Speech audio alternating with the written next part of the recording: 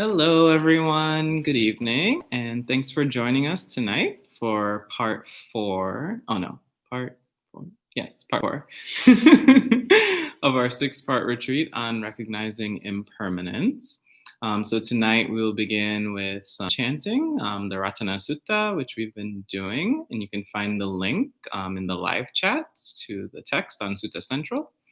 And then afterwards, Bhante Suddhaso will be guiding us in some meditation, followed by a Dharma talk. And if at any time during the talk you have questions, feel free to type them into the live chat. So welcome to Gita, Lilia, Melinda, Bobby, Carol, and Mark, and to all our friends who are just watching but not typing in the live chat. And Laura says hi as well. Okay, so thanks everyone for joining, and we will start with the Ratana Sutta. Namo tassa bhagavato arahato samma sambuddhassa. Namo tassa bhagavato arahato samma sambuddhassa. Namo tassa bhagavato arahato samma sambuddhassa. Yani dhabhutani samagatani bummani vayani vantaleke. Sameva bhuta sumana bhavantu atopi sakata sunantu bhasitam. Tasmahi bhutani sameta sabe vetam karotamanusya pajaya. Devacharato chaharanti eva ling tasmahi nera kata apamata. Yang kinchi vitam vidavahurang vasage suvayam ratanang panitam. Nano samang nati tathagatena idampi buddhe ratanang panitam. Etena sachena suvati hotu. Kayang viragang amatang panitam yadan jaga sakyamuni samahito. Natena dhammena samati kinchi edampi dhamme ratanang panitam.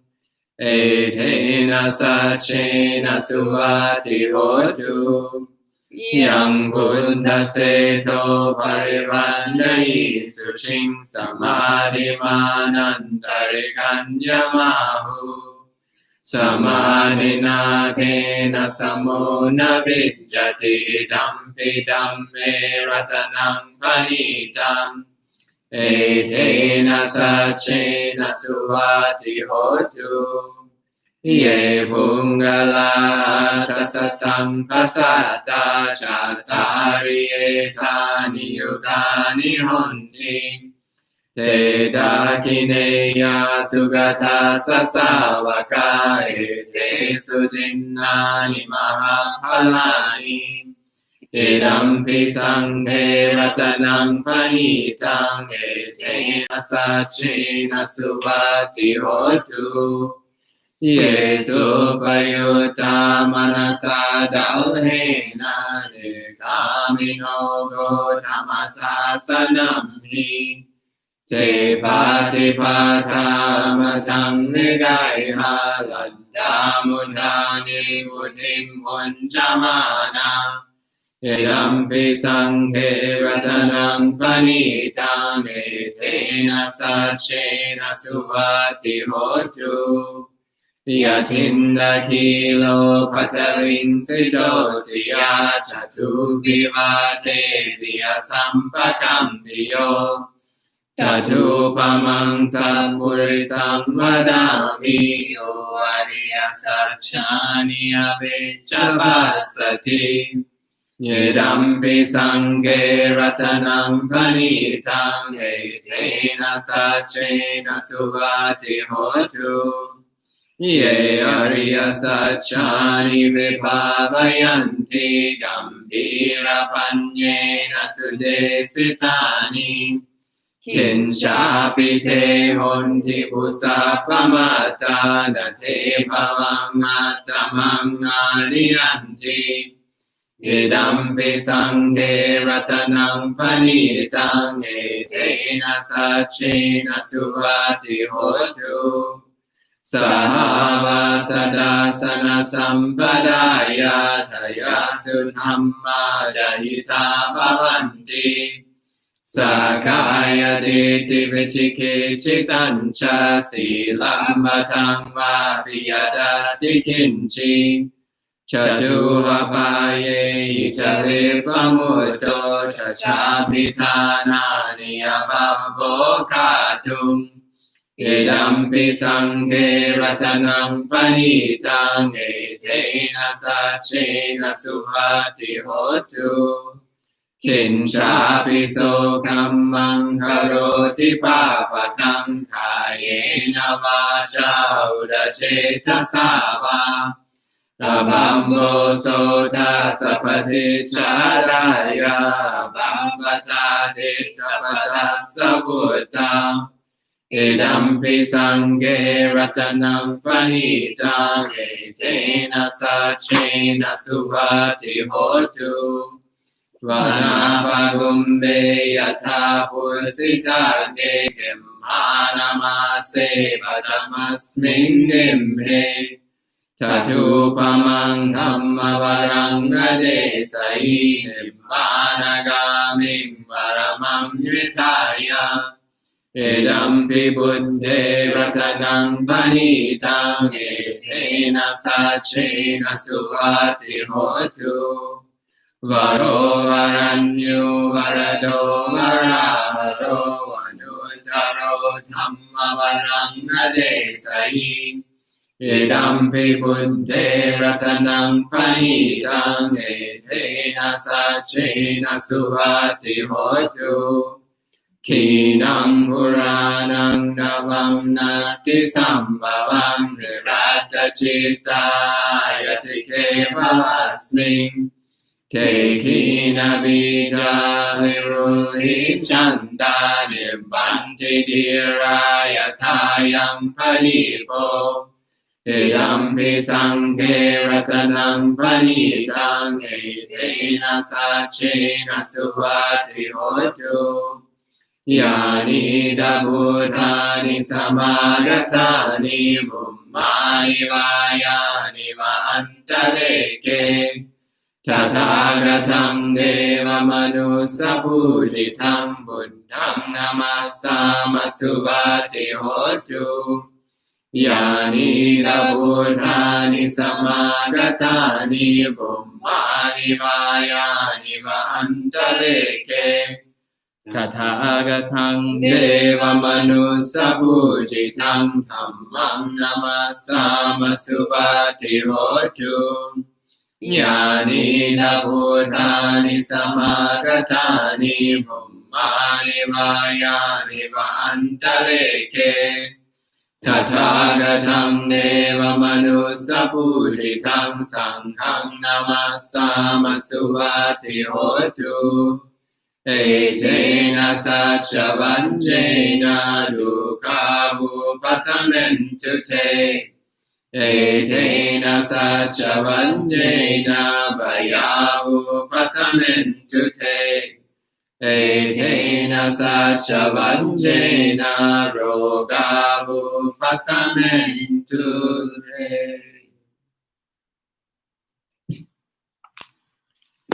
Okay, so go ahead and get in meditation posture, and we'll do some meditation practice together.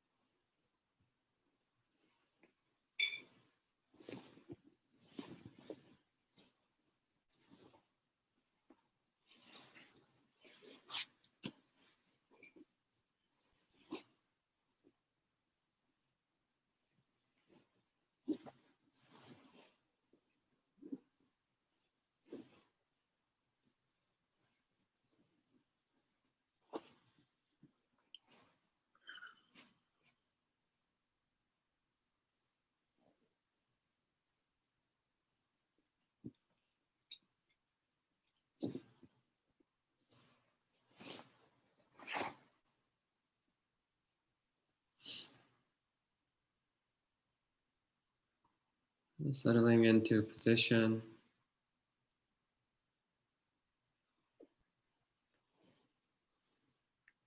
Taking a few deep breaths. With each exhalation, allowing the body and mind to relax.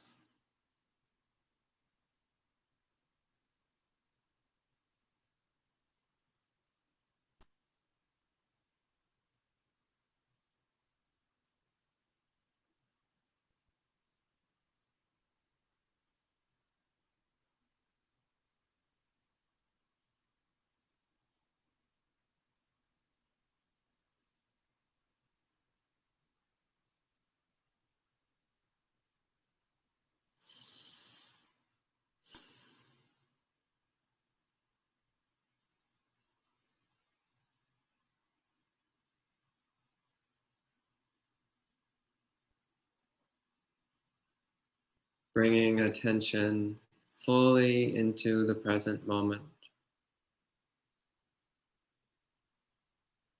Hearing sounds, feeling the body, watching the mind.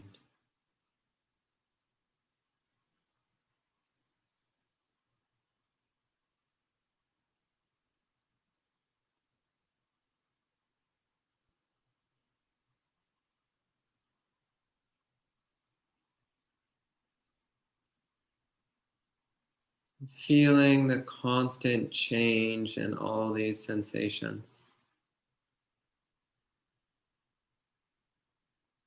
Feeling the appearing and disappearing, the rising and ceasing, coming and going of the whole sensorium in every moment. Everything in the entire field of awareness, appearing and disappearing, coming and going, every moment.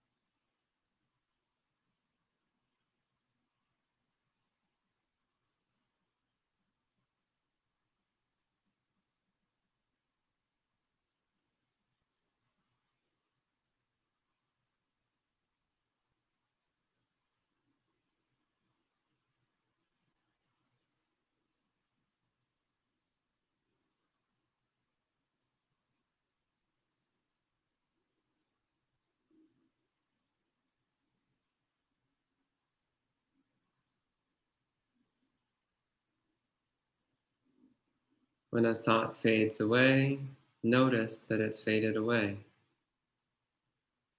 When a thought appears, notice that it appears.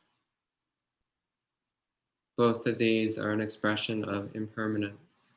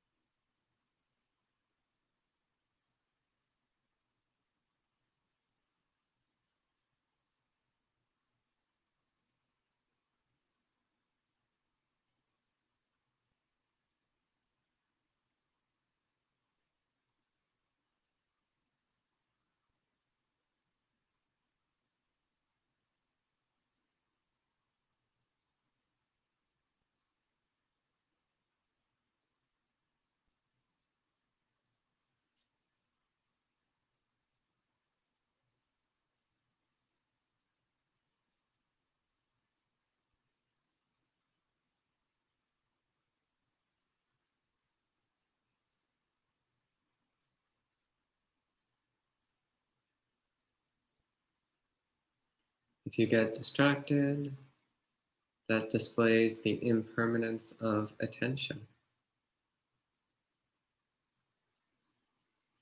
If you get sleepy, that displays the impermanence of alertness. If you get restless, that displays the impermanence of serenity.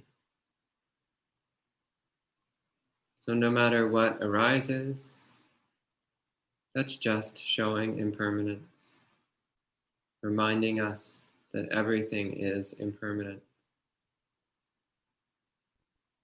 And everything that arises immediately ceases, again displaying impermanence.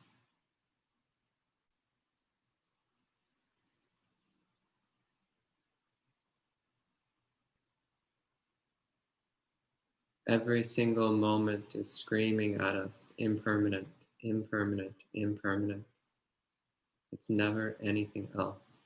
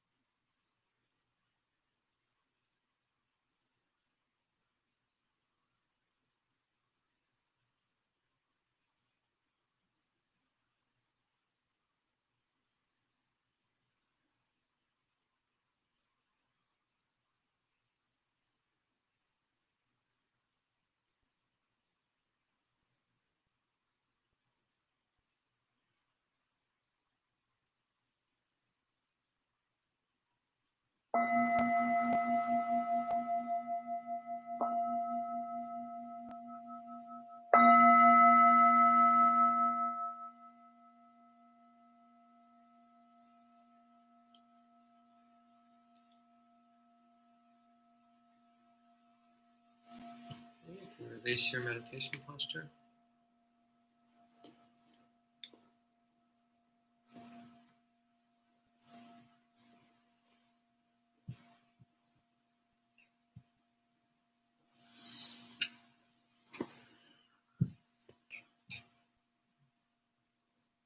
So thank you, Bhante, for guiding us in meditation. And hello to some new friends joining us. Helena, as well as Gita Ratnayake, Edward as well. Hello, everyone. And Gita Jnana says, thank you, Bhante, for leading us in meditation. So at this time, Bhante will be sharing some words of Dharma, and if at any time you have questions, feel free to type them in the live chat, and he'll address them at the end of his talk. Namo tassa bhagavato arahato samma sambuddhassa. Namo tassa bhagavato arahato samma sambuddhassa. Namo tassa bhagavato arahato samma sambuddhassa. Buddham dhammam sangham namassami. Good evening, friends. So we're continuing on the subject of impermanence. And I have some good news, which is that this topic is also impermanent. So if you're starting to get bored of all these talks about impermanence, you'll have other things next week. I'm not bored of it. I never get bored of this topic. And I also never get bored of this meditation method. But normally I use this meditation method after I've already spent some time cultivating samadhi. So if the mind is not already well gathered, well collected, well unified, well stabilized, well focused, then it's not easy either to keep it on the theme of impermanence in the first place, or to go deeply into our experience and to see the impermanence that runs right through the heart of every single aspect of our experience. To see that our experiences are impermanent from the surface to the core, that the body is completely insubstantial from the skin to the bone marrow, to see that the mind never remains the same for even 2 consecutive moments. So the development of samadhi is indispensable. It's indispensable for any meditation practice, actually. But for the recognition of impermanence, it's incredibly helpful if we really want to go deep with this practice. So I really encourage you to spend time developing samadhi. So especially during a meditation retreat, commonly during meditation retreats, the advice is to spend at least the first 2 or 3 days just doing samadhi practice. And depending on the length of the retreat, that might increase. So for a week-long retreat, you might spend 2 or 3 days on samadhi. For a month-long retreat, you might spend a whole week just on samadhi practice. If you're doing 3 months, you might spend the entire first month just doing samadhi practice. And that might seem excessive, but it's not. When the mind is well stabilized, well unified, well concentrated, then when we apply the recognition of impermanence, it will pierce right to the heart of our experience. It will pierce right to the core of what we think the body is, of what we think the mind is. So take the time. So at the beginning of a period of meditation, focusing on your body, bringing attention fully within the body, holding the mind steady within the experience of the body. And spend as long as you need just on that, just on stabilizing the mind within the experience of the body, holding the mind still and bright, steady and alert, unmoving and knowing. Until the mind stops flailing around that much. Then you can practice the recognition of impermanence and things will go much more smoothly. You'll be able to feel impermanence, not just on a coarse level, but on a subtle level. And you can watch as the entire body melts away every single moment. Until you stop experiencing the body as a solid object in the first place. Stop experiencing the body as a solid object. And you also begin to perceive the discontinuity of the mind. But usually the body comes first. If we go directly to looking at the mind, we normally get lost very easily. Not always. Some people, they can go directly to the mind and it isn't a problem. But most of us, it's easier to start with the body. So starting with developing this clear, direct awareness of the body. And as we develop this clear, direct awareness of the body, recognize that the sensations of the body are constantly changing. Moment to moment, it's always different. It's always new. So recognizing that each moment is the arising of a whole batch of sensations and the ceasing of that same batch of sensations. This happens over and over and over again. So this means that the appearance of a solid body continuing throughout several consecutive moments is purely a fabrication of the mind. It's purely an illusory projection. So let go of it.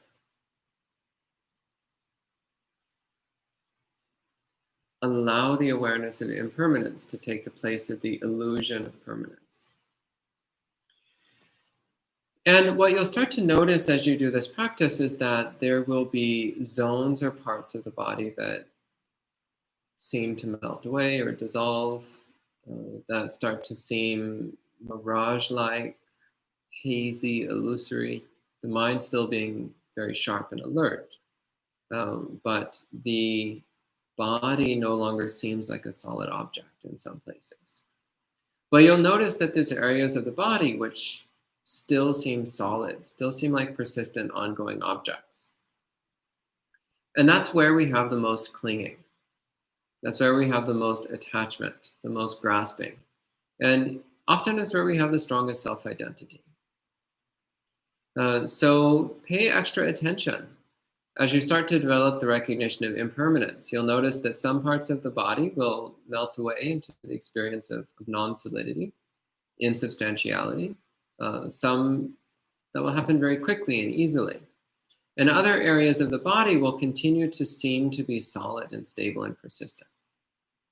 So direct attention to those areas which seem to be solid, the ones which seem to persist as a continuous object from moment to moment. Draw attention to those areas and actively cultivate the recognition of impermanence, breaking down the experience of those parts of the body into their component sensations, and recognizing that those component sensations are arising and ceasing in every moment.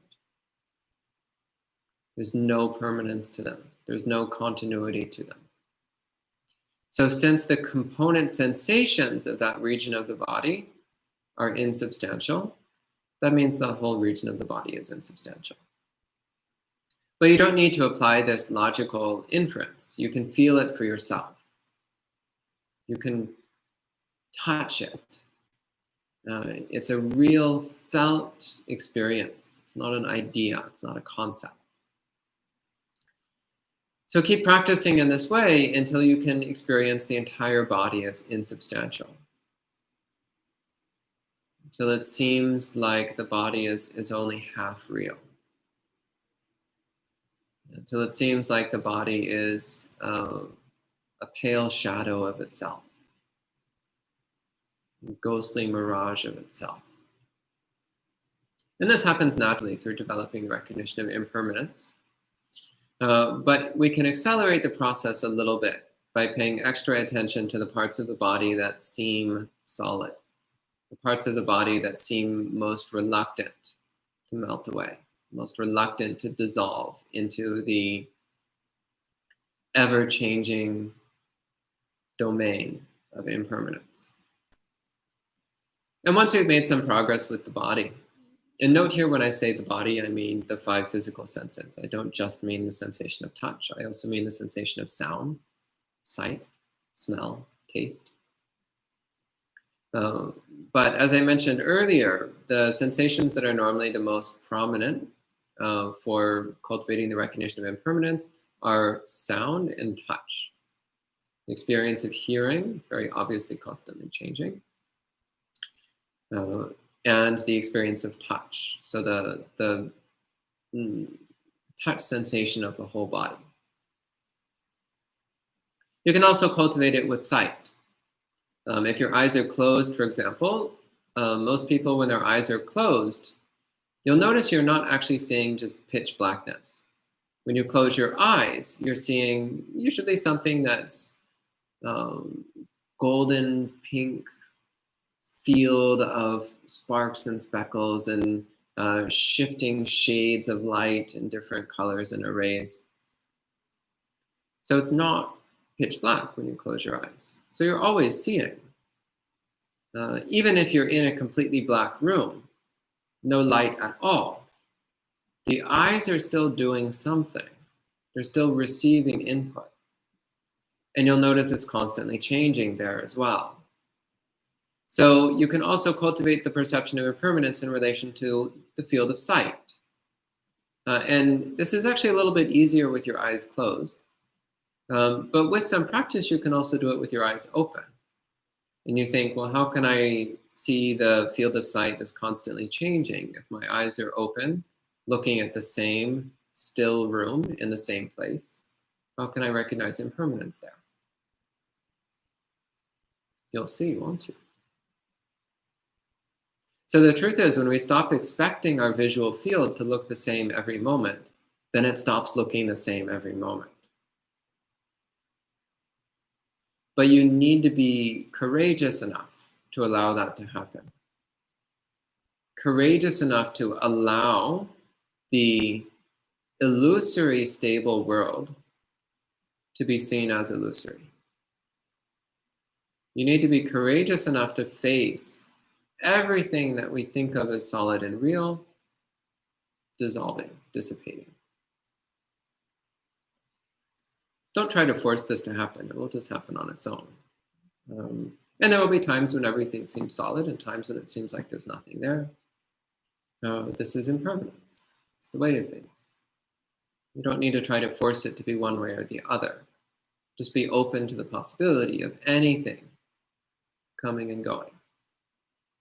Be open to the possibility that what you're seeing may completely disappear in the next moment, because sometimes that will happen. Be open to the possibility of everything in your visual field changing color, changing light. These things can and do happen.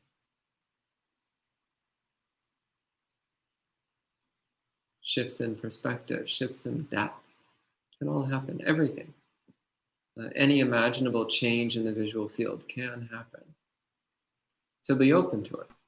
Don't be disturbed by it. Don't resist it. If we resist, then we just fall back in our old assumptions about the world. And we will not cultivate anicca sanya. We will not be cultivating the recognition of impermanence.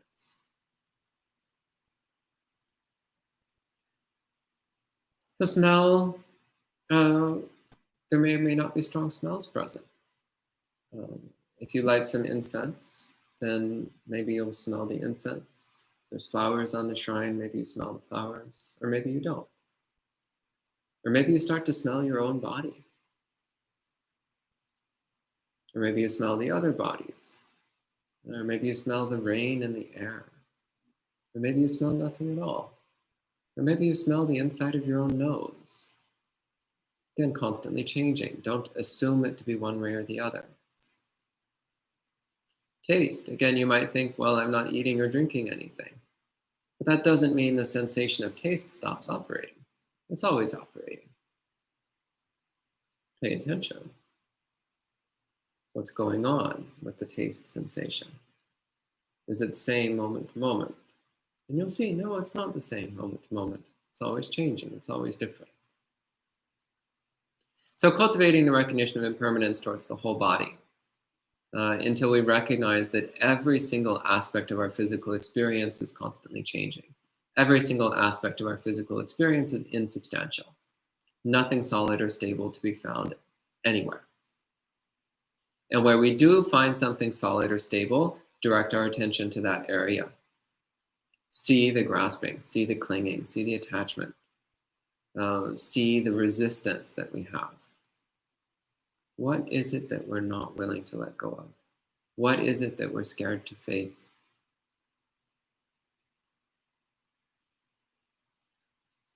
And face it. What is it that we're not willing to allow to cease? Not willing to allow to come to an end? What is it? Face that. Recognize that all things come to an end. All things cease.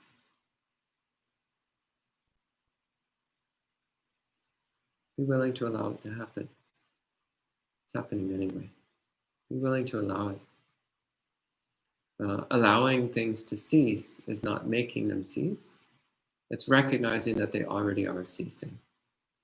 And that's okay. Nothing wrong at all. And naturally, all that's left is the mind.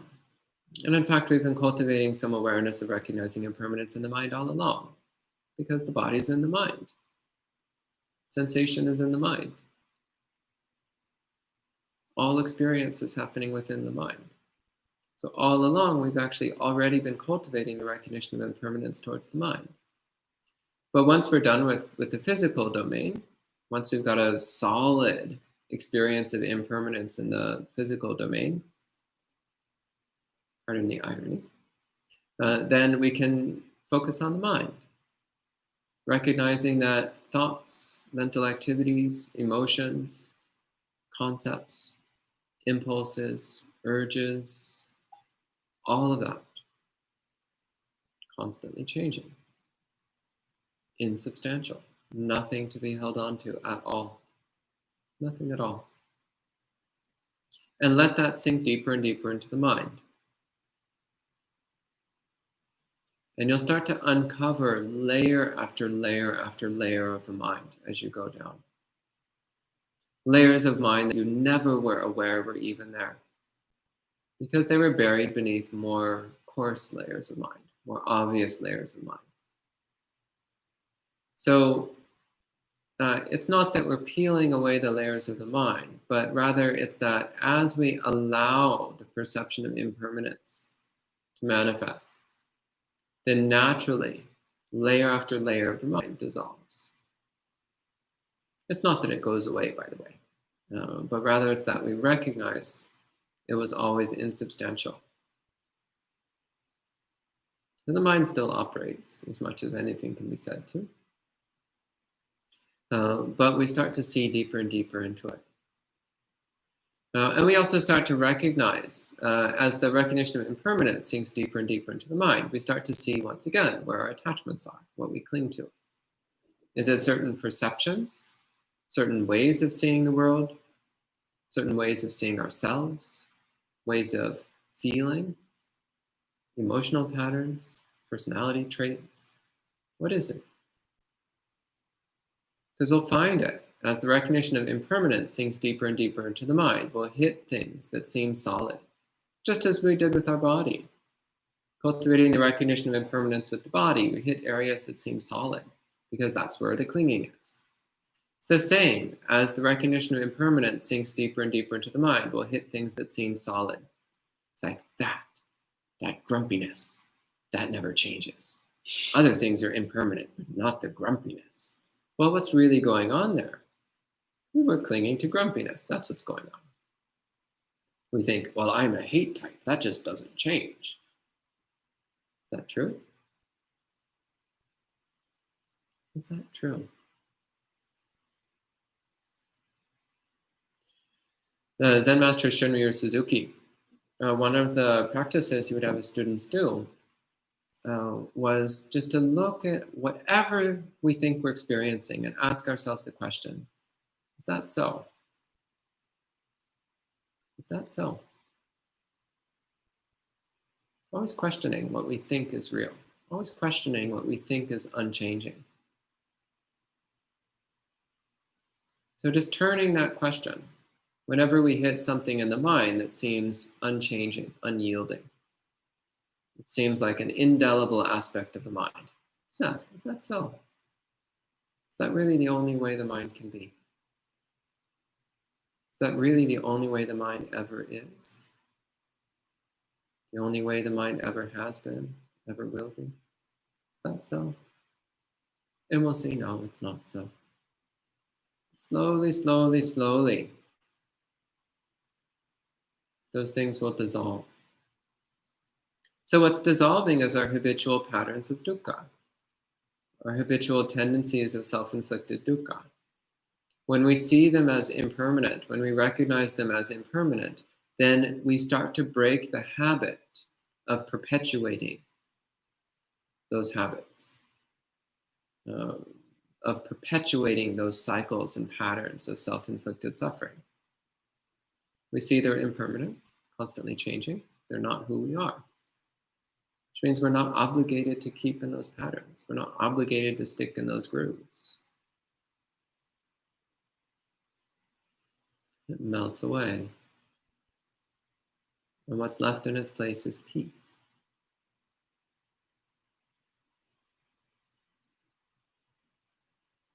You just keep letting this sink deeper and deeper into the mind.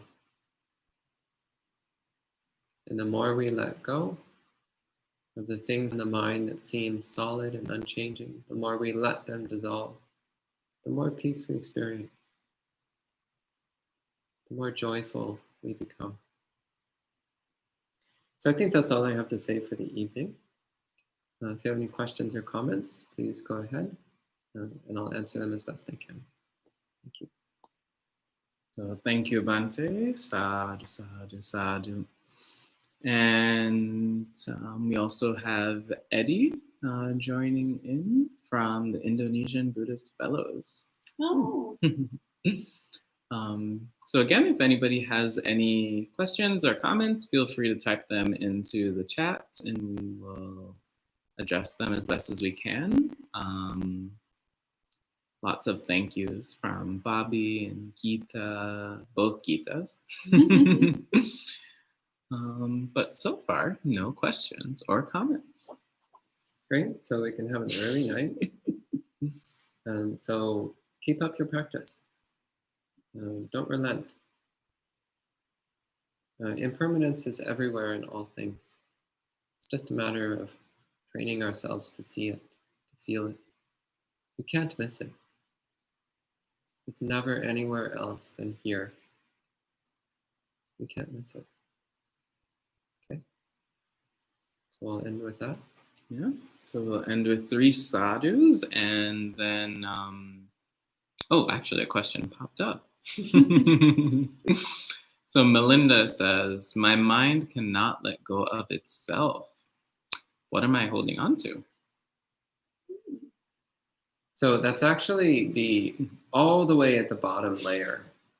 So I think you're not actually seeing the mind being unwilling to let go of itself, because that's, once again, that's the bottom layer. I suspect you're stuck on a layer that's quite a bit higher than that. So look, see, what is it? What is it that you're stuck on? What is it you're not willing to let go of? Take care of the coarse things first. So the mind being unwilling to let go of the mind, that's very subtle. Make sure you clear out all the coarse attachments first. Then the subtle ones will be easier. Okay? Other questions popped up in the meantime. So Bhavani asks, seeing impermanence, how not to lose interest? How could you possibly lose interest? Anybody here lose interest during the recognition of impermanence? Anyone? No? Yeah, how can you lose interest? Everything is always changing. It's it's constantly changing and it's totally unpredictable every moment. It's utterly fascinating. There's a Zen teacher, Reverend Phoebe, and she says she used to get bored all the time as a layperson until she started learning Buddhist meditation. And she said, they told me sit down and watch my mind, and I've never been bored since. So when you look at impermanence, it's impossible to be bored because every moment is completely unpredictable. It's like, wow, what's it going to be now? So develop an enthusiasm for looking to see what is the universe going to throw at me next. You never know. Things are only mundane if we say that they're mundane. Actually, every single moment is amazing. Every single moment is spectacular if we treat it that way. Okay? So I think Bhavani meant lose interest in life. Because she says, seeing impermanence, how do I take care of my house? How different is it taking care of a house versus a monastery? Well, I've only been living in monasteries for the past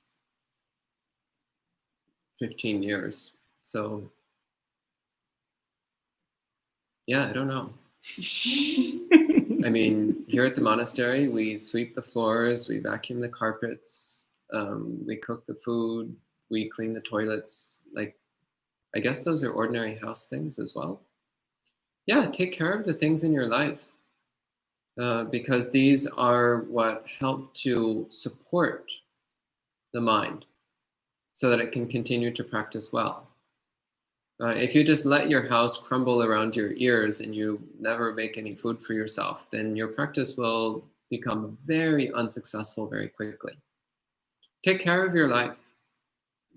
And in taking care of your life, cultivate an undistracted mind, undistracted awareness, and recognize impermanence in everything that you do. Okay? Okay. And then Ava is asking, is jhana a different level of consciousness? Well, I have no idea what you mean by level of consciousness, so I can't answer that question. Next. Okay. Gita Ratnayake says, self-identity view is eliminated at Sotapanna, self-conceit at Arahant. What is the difference in context of letting go of these two aspects? So my understanding is that the self-view that's let go of at stream entry is the view I am the five khandhas, pancha khandha, the components of body and mind. So that's the specific identity. I am that specific identity. I am this, I am that, I am these things. And the self-view that's let go of at full enlightenment is general identity, non-specific identity. Simply, I am. So instead of I am this, it becomes simply I am. And then we drop that as well. So the recognition of impermanence helps us to drop I am this because we see that this is insubstantial, constantly changing, not continuous, not persistent, not solid, not quite real. Therefore, I cannot possibly be this. So the recognition of impermanence is a direct route to stream entry. Okay. Thank you. And Helena Misfit says, you mentioned that recognizing impermanence requires stabilizing the mind, but the mind is constantly changing. Numerous thoughts that pop up during meditation is itself impermanence. Can you please elaborate on how to better stabilize the mind and truly practice impermanence? Yeah, don't feed the thoughts. Don't participate in them. Don't fuel them. And then they'll stop being a problem. That's samadhi. Hold the mind still. Don't intentionally do anything with the mind. And the mind becomes still. That's samadhi. It's actually quite straightforward. It's difficult, but it's quite straightforward. Okay? And Bhavani asks, in the Rhinoceros Sutta, we're encouraged to live alone. Is that correct? So that sutta is directed to monks, and it's specifically directed to monks who can't find other wise monks. So if that describes you, if you're a monk who can't find any wise monks that are worth living with, then yes, you can follow the instructions in the Rhinoceros Sutta. Okay, next. Jeffrey asks, how do you make the shift out of discursive thinking? Just stop doing it. Next. That's all for the questions. Chanting, Dhamma talk, and meditations will be different. Can they all be the same? I don't understand. Yeah, I don't understand what you're asking. Maybe if you could rephrase your question. And also, Ava, if you want to rephrase your question from earlier. Gita Nyana says, Zen answers from Bhante, heart emoji.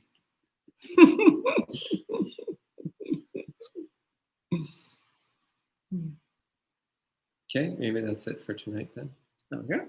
Well, if there are any leftover questions, tomorrow's topic is also impermanence. So in the morning, we'll be having Dhamma talk at 8 a.m. And then the final chanting, meditation, and talk for this week at 7:30 p.m. So join us then if you can. And we'll end for the night with 3 sadhus. Sadhu, sadhu, sadhu. Okay, thanks everyone for joining in, and see you soon.